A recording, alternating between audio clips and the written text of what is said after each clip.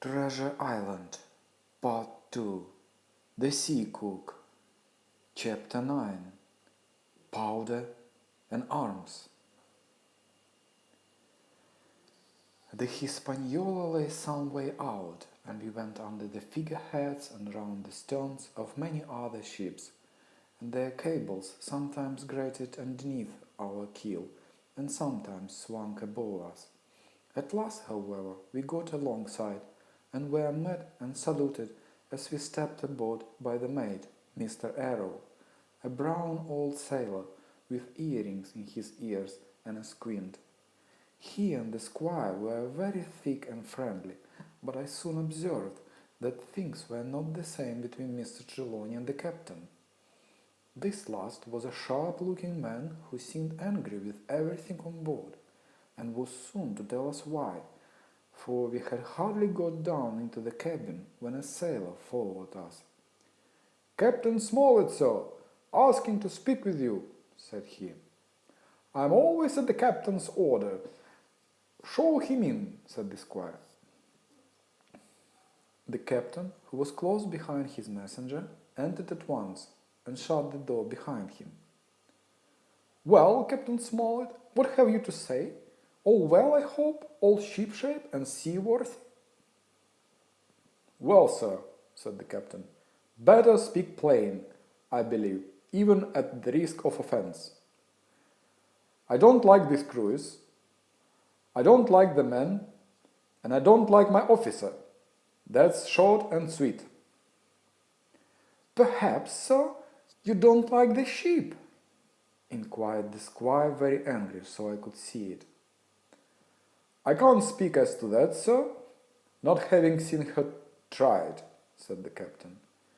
"She seems a clever craft, more I can't say." "Possibly, sir, you may not like your employer either," says the squire, but here Dr. Livesey cut in. "Stay a bit," said he, "stay a bit. No use of such questions as that but to produce ill feeling. The captain has said too much, or he has said too little, and I am bound to say that I require an explanation of his words. You don't, you say, like the cruise. Now, why?" "I was engaged, sir, at what we called sealed orders, to sail this ship for that gentleman where he should beat me," said the captain. "So far, so good, but now I find that every man before the mast knows more than I do. I don't call that fair. No, do you?" "No," said Dr. Livesey, "I don't." "Next," said the captain, "I learn we are going after treasure. Here from my own hands, mind you. Now, treasure is ticklish work. I don't like treasure voyages at any account, and I don't like them above all when they are a secret, and when, begging your pardon, Mr. Trelawney, the secret has been told to the parrot." "Silver's parrot?" asked the squire. "It's a way of speaking," said the captain. "Blabbed, I mean. It's my belief neither of you gentlemen know what you are about. But I'll tell you my way of it. Life or death, and a close run." "That is all clear, and I dare say true enough," replied Dr. Livesey. "We take the risk, but we are not so ignorant as you believe us. Next, you say you don't like the crew. Are they not good seamen?" "I don't like them, sir," returned Captain Smollett, "and I think I should have had the choosing of my own hands, if you go to that." "Perhaps you should," replied the doctor. "My friend should, perhaps, have taken you along with him, but the slight, if there be one, was unintentional. And you don't like Mr. Arrow?" "I don't, sir. I believe he is a good seaman, but he is too free with the crew to be a good officer. A mate should keep himself to himself, shouldn't drink with the men before the mast." "Do you mean he drinks?" cried the squire. "No, sir," replied the captain, "only that he is too familiar." "Well, now, and the short and long of it, captain," asked the doctor. "Tell us what you want." "Well, gentlemen, are you determined to go on this cruise?" Like iron, answered the squire. Very good, said the captain. Then, as you've heard me very patiently, saying things that I could not prove, hear me a few words more. They are putting the powder and the arms in the forehold. Now, you have a good place under the cabin. Why not put them there? First point. Then, you are bringing forth your own people with you, and they tell me some of them are to be birthed forward. Why not to give them the berths here, beside the cabin? Second point. Any more? Asked Mr. Trelawney. One more, said the captain. There's been too much blabbing already. Far too much, agreed the doctor. I'll tell you what I've heard myself, continued Captain Smollett, that you have a map of an island, that there is crosses on the map to show where treasure is, and that the island lies, and then he named the latitude and longitude exactly. I never told that, cried the squire, to a soul. The hands know it, sir, returned the captain. Livesey, that must have been you or Hawkins, cried the squire. It doesn't much matter who it was, replied the doctor, and I could see that neither he nor the captain paid much regard to Mr. Trelawney's protestations. Neither did I, to be sure. He was a loose talker. Yet, in this case, I believe he was really right, and that nobody had told the situation of the island. Well, gentlemen, continued the captain, I don't know who has this map, but I make it a point. It shall be kept secret, even from me and Mr. Arrow. Otherwise, I would ask you to let me resign. I see, said the doctor.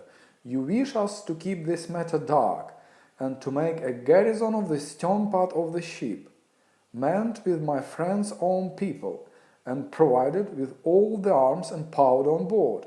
In other words, you fear mutiny. Sir, said the Captain Smollett, with no intention to take offence, I deny your right to put words into my mouth. No captain, sir, would be justified in going to sea at all, if he had ground enough to say that.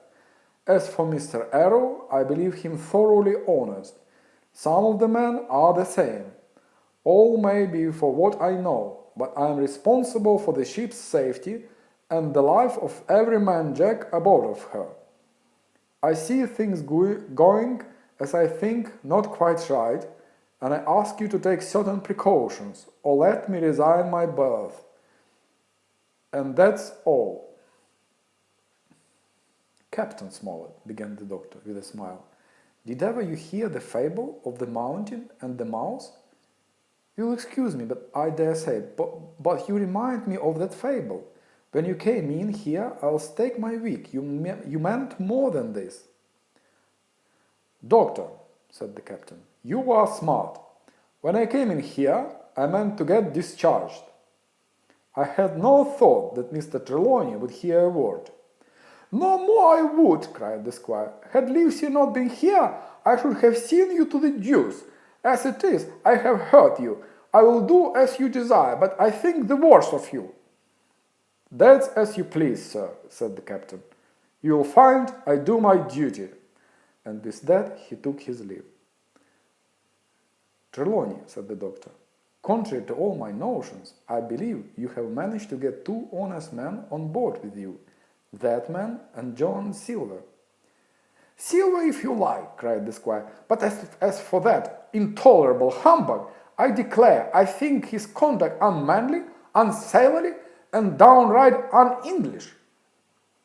Well, says the doctor, we shall see. When we came on deck, the men had begun already to take out the arms and powder, yo-hoing at their work, while the captain and Mr. Arrow stood by superintending. The new arrangement was quite to my liking. The whole schooner had been overhauled. 6 berths had been made astern, out of what had been the after part of the main hold. And this set of cabins was only joined to the galley and forecastle by a spar passage on the port side. It had been originally meant that the captain, Mr. Arrow, Hunter, Joyce, the doctor, and the squire were to occupy these 6 berths. New, Redruth and I were to get 2 of them, and Mr. Arrow and the captain were to sleep on deck in the companion, which had been enlarged on each side till you might almost have called it a roundhouse.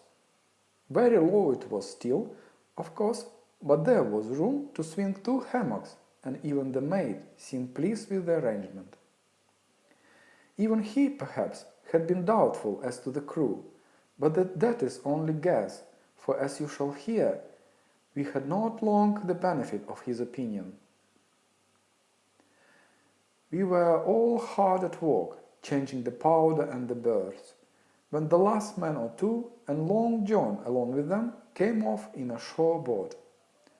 The cook came up the side like a monkey, for cleverness, and as soon as he saw what was doing, "So ho, mates," said he, "what's this?" "We are changing of the powder, Jack," answers one. "Why, by the powers," cried Long John, "if we do, we'll miss the morning tide." "My orders," said the captain shortly. "You may go below, my men. Hens will want supper." "Aye, sir," answered the cook, and touching his forelock, he disappeared at once in the direction of his galley. "That's a good man, Captain," said the doctor. "Very likely, sir," replied Captain Smollett. "Easy with that, man, easy!" He ran on to the fellows who were shifting the powder, and then, suddenly observing me examining the swivel we carried amidships, a long brass 9, "Here, you ship's boy," he cried, "out of that! Off with the cook, and get some work!" And then, as I was hurrying off, I heard him say quite loud to the doctor, "I'll have no favorites on my ship." I assure you I was quite of the squire's way of thinking, and hated the captain deeply.